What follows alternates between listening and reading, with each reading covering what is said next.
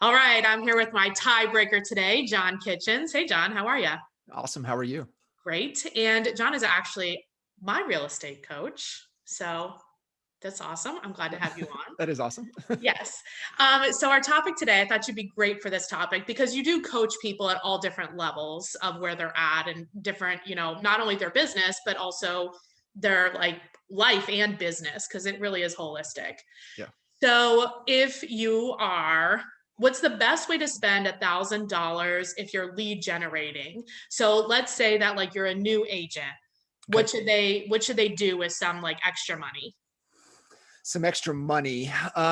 It's, as crazy as things are right now across the country. I mean, every market is feeling the impact of no inventory, right? So Right. supply and demand. It'd be like easy to go generate buyer leads. I mean, that's a given. But Okay. where are you going to put them, right? Right. Right. so Don't do so the that. whole yeah, don't do that. So the whole emphasis really has to be on what can you do to get in front of potential sellers, motivated sellers. Okay. And I think there is still some low hanging fruit. So there's grind and hustle that still has to be put into place. Those are my And favorite. so one, I would invest in some tools to be able to get seller data. I think that has to be, so I would take that money and I would, acquire, one, if I'm brand new, I likely let's get hooked up with the team, Okay. because then that provides the training, the structure, the resources, the things that I need. But if I had a little bit of extra money that I was going to put in to grow my business, even leveraging a team, Mhm. it would have to be after sellers. Okay. So I would look at, the tools out there, RedX, Vulcan 7, Mojo. I think And then people now know why you're my coach. This is like exactly what I said. I was like, get Vulcan 7. yeah, and I would look at some predictive analytic data. Okay. Like there's a tool called likely.ai Okay. that provides predictive seller analytics. Oh, So there's only a handful of triggers that can identify if a seller's going to be making a move, right? Last kid is getting ready to graduate, a death in the family, a new baby, right. There's right? always something else. There's Divorce, a reason why people move. 100%.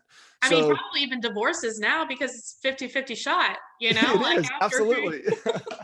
So definitely looking for anything and everything that's focused around seller data. So you can take that thousand, you can buy the data, you can invest in the tools, and then making sure that you have the training and support to be able to overcome the lack of confidence.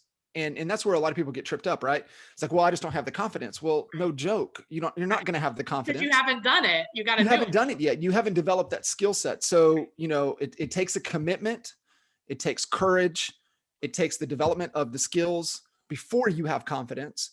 And write things right order. So make the commitment, Mhm, just trust the process, focus on what's in your control, and mhm. the confidence will come later. But all money's all towards seller data, seller Now, analytics. does it change that's if you're brand new, does it change if you're kind of that middle tier agent where you're maybe doing 1 to 3 deals a month pretty consistently and you're not new, you're not nervous. Does where you spend that money change? I would maybe allocate a little bit of those dollars towards the people that know me, like me, love me, trust me.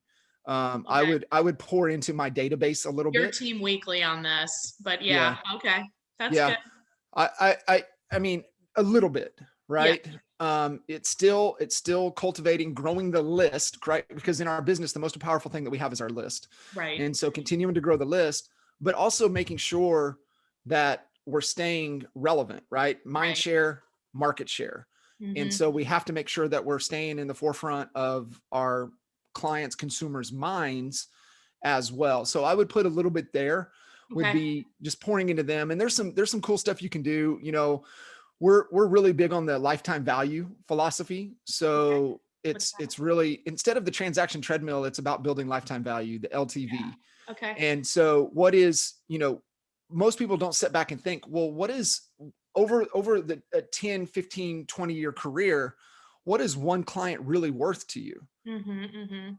And so I think, the biggest thing, a lot of people getting into this business is that they they're just so focused on getting that next commission check. They're not thinking 5, 10 years down the road. Right. And Well, I mean, but the stats show that they won't be here. what is it? 87, 88% don't make it past year 2. Right. Yeah. That's why I'm pro team. Get on Yeah. a team, get on support. You have leadership, and finding somebody that's going to challenge you and get you thinking big picture. Yeah. And that's where a lot of agents fail. They're out there, they're floundering, they're on their own little island. Get Mhm. into a culture to where it cultivates growth. Yeah. And so, most agents can't, like I said, visualize that. And for our present to be better, we have to visualize a bigger future. For sure. That's awesome. Yeah, Yeah. that's a great point. Yeah. Okay, so that makes sense. So now let's say you are like a team leader of a larger team. You have admin staff, you have other agents working for you. How do you spend that money now? I mean, you're doing all of those things, but I think Yeah. you're really putting those extra dollars towards creating value added content that speaks to the seller's problems, right? So just a good Capture new sellers or to talk to your current like database or both? both. I think it's creating content Okay. that answers the questions that sellers are having. Okay. And so you should be looking for and listening, and if you're getting questions to you, that's a great. I can create a piece of content around that. Yeah, that's awesome. Cause yeah, one question really means like 10 other people have it too, probably, or 100 other people, Yep. right? Yeah, create great content around the questions that are going on with sellers. So like, what are sellers thinking about right now? It's like, great, I can sell. I can probably Well, where sell am I for. going to live? Where am I going? What are my options? I don't know what to do. Right. So just speak to that, right? Speak to solve their problems, create the content. I think is really where those extra dollars should be invested right now. I love it. All right. Now, if people want to ask you about your coaching service or they just want to get some of your content, where's the best place to find you and get a hold of you? I would say coachkitchens.com. That's just the easiest resource. They can find out a little bit more about myself. They can schedule a call, as well as they can click on the little, it's going to say podcast button, which will take them to my YouTube channel. Nice. Subscribe. My 9-year-old son runs my YouTube channel, and when we hit every 100 subscribers, he gets a little bonus. So that's so cute. What's his bonus? Like a video game or something? He's all about Fortnite. So he wants V-Bucks. So is this child labor? It is child labor. It is. Please don't tell. And what's the podcast called? Coffee? It's Coffee, right? Yeah. So there's Coffee and Coaching is one. There's a few other training episodes and things that we do on the YouTube channel, but that's the best. You can get. There's hundreds of videos there, and just some pretty cool conversations. Coachkitchens.com. That's it. Awesome. Well, I appreciate you being on. Thank you so much. Got it. Thank you so much. Yeah.